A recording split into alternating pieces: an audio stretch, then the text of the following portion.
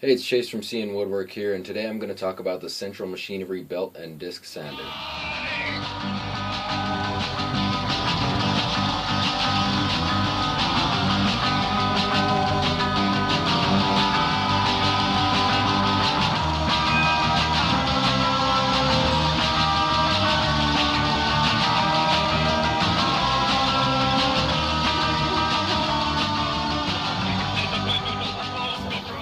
First thing I want to say about this sander is I've been using it for about 4 months now, and I've been pretty pleased with my purchase.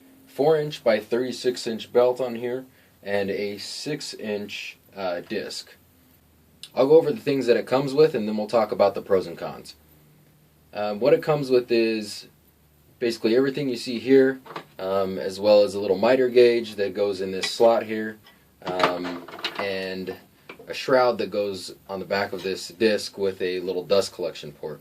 Now, I've used the miter gauge like once with minimal success, and the dust collection, I'm wearing a mask all the time in here anyway, so I don't see use for it. It just kind of gets in my way. And I tend to do 90s on this corner a lot too, so it's not real convenient for that. There's also supposed to be a rod that comes up here. I've misplaced it. It's just kind of to support this, which is why this ledge is sticking out, to support this when you're putting weight on it. But I've been using it and it doesn't have a problem. It's pretty sturdy. And if I ever find it, I'll probably put it back again. Problems that I had with this unit. First thing that you'll notice, and everybody says this, is that the motor is underpowered. It says it's a 3/4 horsepower motor. However, it does tend to stop. I can usually stop it with 1 or 2 fingers. It's got a cast aluminum table that I don't really care for. It tilts to 60 degrees. It's just not very sturdy. No matter how much you tighten it down, it's just not going to be sturdy. It's kind of just the way the design is not done very well. Disc spins at about 1800 RPM. The belt is at about 1100 feet per minute. So pretty regular stuff there. I also had an issue with this piece back here, which is basically just kind of a backstop so your piece doesn't run away on you. However, the gap is almost a 1/4 inch between the backstop and the sanding belt. So I just took a piece of 3/4 and put it on there. As you can see, the sanding belt's kind of worn away, part of it, and it dips down a little bit, which works fine because that's not even an 1/8 inch clearance, which works great for me because I use it on a lot of small pieces. Second thing I had a really big issue with, not a really big issue, but I had an issue with, was the way this table is attached. You can see this table is attached. It had bolts running through here, and the bolts, you'd have to pull out the little wrench and tighten up the bolts and whatever whenever you needed to move locations or whatever you got to do. Didn't really like that too much. I had these lying around. They're just 1/4 20 wing screws, and those work a lot better. They're a lot faster to adjust. Makes it so I can pull this in and out or whatever I've got to do with it. So that's been a big improvement there. I still cannot tighten these down, couldn't tighten the bolts down enough that there is no wobble in this table. There's always a little bit. So it's really hard to keep it if you're trying to do 90s, which is another thing I'll bring up. This sander is not made to do precise work. You will see here, let's see if we can see the wobble in this. See that where it's hitting the table now. Not hitting the table anymore, and hitting the table now.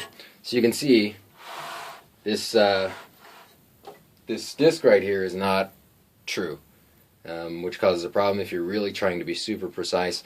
But you know what? I do a lot of small pieces, and I have done some pretty precise work, and I don't have a whole lot of issue with it. It's just kind of a silly thing. You'd think they'd be able to get it true because that's kind of the point. The motor is a really big deal to me. However, the motor is in a location that's really good.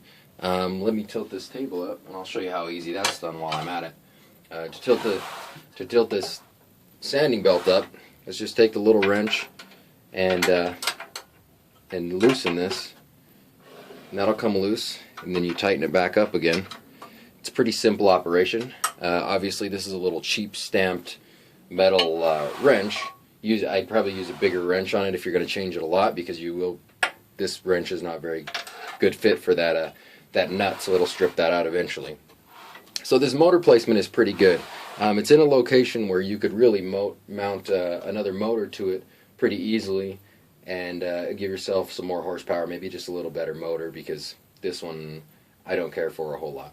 As you can see, while I've got this up, we've got another dust collection port under the sanding belt, if you wanted to use that. Another issue I've had with this is I do not like the paint. The paint is cheap and it comes off. As you can see here, at the bottom there's a little bit of smudging here. And what happened was I spilt, maybe it was I think some 3-in-1 oil or something. I was doing something and I got a little bit of 3-in-1 on it, and it just smudged everywhere, which is no good. Now leaves green stuff everywhere, as well as this little stop here. If you're running a piece back and forth along your belt and you're on this little stop, your piece is sure to get green paint coming off on your workpiece. So that's an issue as well. However, I've kind of negated it with the 3/4 piece I've got there. Same thing happens with this. With this cast aluminum table, it leaves black marks on any piece of wood that you bring on here. In fact, it'll probably leave black marks on my hand a little bit too if I do that. And no matter how much you use it, it's not the paint on there, it's just the cast aluminum coming and rubbing off onto the wood. So that's a big issue too, and I tend not to use this table, and I plan on making probably another table. This bottom piece, the little trunnion down here, see, look how much wobble's in that. I just tightened that up, and look how much wobble's in it. That's kind of ridiculous. But this little trunnion down here is just bolted on, so I may do another table for this, just out of some plywood or hardwood or something. This is the miter gauge. Slides in like so. It's just got a little bevel on there. It's very loose, so you can't get too precise with that. It does hold okay, but you know, when you've got a 1/16 of play in there, maybe a little bit more, it's difficult to get maybe a 90-degree angle up against that sanding disc. So those are my issues I've had. However, it is pretty durable construction. I could see using this thing a lot more, and I think it would still hold up. It's never broken down on me, and it's very low maintenance. Something you should invest in if you're going to buy a belt disc sander, or either or, is one of these little weird Aurora blocks. And what it is it's a belt cleaner. And basically all you do is once you've got too much sawdust and your sandpaper is clogged up, you just run this along the sandpaper a couple times. It's super easy, and it cleans it right out, and you're almost like new. An air compressor can help you out with that too. Just spray it off with a fine point air compressor attachment, and it'll clean those out pretty good too, which is important when you're sanding, to have those clean, otherwise you're not going to get much sanding done. So very low maintenance, works well, never had it break down. This would be something I would recommend to a hobbyist. Somebody who's not going to be using it for heavy use, somebody who's not going to be using it for precision work, somebody who's going to be doing smaller pieces, obviously. And I think it works great for that. So $60 and a 20% discount, if I got it for that, it's definitely worth the money, and I would buy it again if I had to.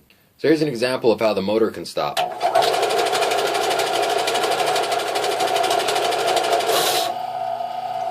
So it didn't take too much pressure. Doesn't take too much pressure. Now it doesn't hurt anything, but I can't imagine that it's real great on your motor. So that's pretty much the overview and review. And you know, there's a lot of guys who want to complain about Harbor Freight tools and say they're all junk, and I don't agree with that at all. I think, you know, you can't buy a tool and expect to use it every day, probably at the cost you're paying at Harbor Freight, because a lot of them are just tools for the hobbyist. You know, you can't buy a nail gun and expect to shoot a couple thousand nails a day and expect it to last when you only paid $60 for it. But anyways, thanks for watching, guys. I hope you liked the video. Let me know if you have any questions, comments, or whatever, and I'll be happy to answer them. And you guys have a good one.